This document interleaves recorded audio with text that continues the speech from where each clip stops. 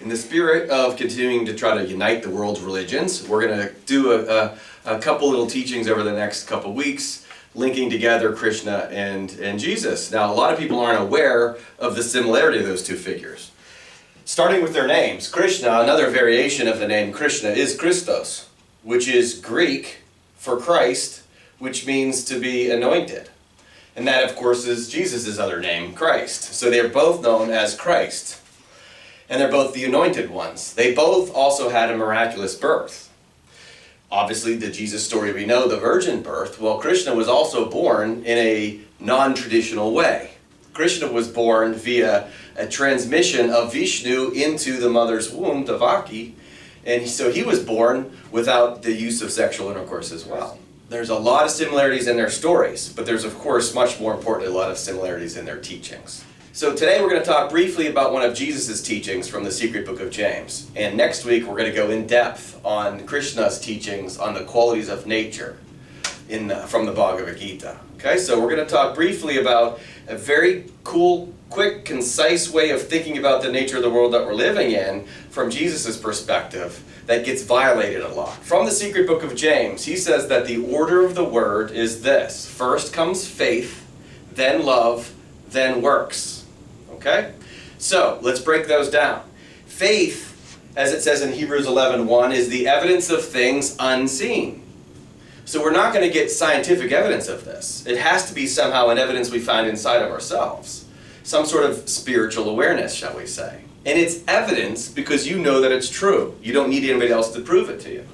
So faith is the evidence of things unseen. Well, what would an example of that be? Well, one of the most important teachings of Jesus is that we must be born again. Well, how are we born again, asks Nicodemus. Am I supposed to get back in my mother's womb? Of course not. We're born once of woman, but a second time of spirit. So, faith would mean that we recognize we are spiritual beings. We must be born into spirit. That's unseen as well. I can't see it. Most people can't. We seem like we're physical beings, but we're actually spiritual beings. That's a very important aspect of faith. It's also lost on so many of us because we're convinced that there's a God in the sky that's judging us physically. That's not spirit. We are spiritual beings, not physical beings. And so his order of the word being spirit in this context, that order here gets violated because we actually don't have the faith. We think because we go to church on Sundays at 11 or something and we say that Jesus is our Savior, that's good enough, right? We cross ourselves or, we read the Bible. And no, we have to do what he said, and it's to be born again. That includes something from Hinduism called moksha, which basically is the liberation from the ego, the idea of the false self or the lower self. When we do that, we can recognize that we're actually spiritual beings.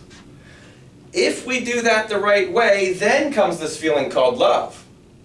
That love is a wonderful feeling, of course, but it's divine love. It's divinely inspired. The type of love that most of us are participating in most of our lives is more akin to ego love, perhaps eros love, or storge, or philia, which are lower level loves. They're loves, but it's not the same as the faith-based love, the spiritual love. This is when human beings are just trying to help other human beings out of love. And that's wonderful. But it's not the highest level. And that's what we're going to go into in depth on next week with Krishna's teachings. The highest level, agape, is the type of love that transcends the physical world love, that embraces all, loves all, respects all, can love thy enemy, all aspects of it. And from that place, we can do our works. From that place, we move into a physical realm where we're filled with the Spirit and we can do behaviors, and then that is divinely inspired. Without that type of faith, we're acting upon ego love. Now we have the yin and the yang and the differences between the left and the right, and the dark and the light, and things like that. And we're going to have debate and we're going to argue. That's because we don't actually have faith. We're living from a place of the false self. I'm going to go through in depth with the way Krishna teaches it, and he does it beautifully, very poetically too, explaining the differences so we can understand what it means to be physical, what it means to be spiritual, and why we get tripped up and confused all the time. So if you want to see that, come join us. You guys will all be here to chat, and we'll talk about this again. We'll go more into depth.